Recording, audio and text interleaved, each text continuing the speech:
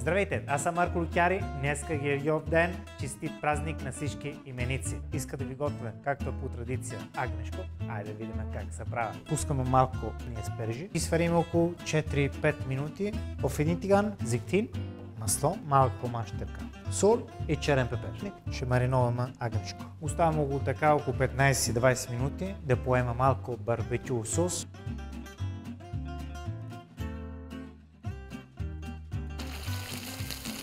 Извадаме селе, добавяме при аспержи масло, добавяме мащерка, розмарино.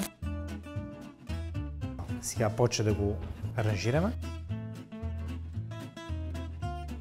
Мащерка, розмарин, зехтин. Довършим с хубави свежи поправки. Агнешко е готов от мен, Марко Лутяри. Пожелавам ви бон апетито!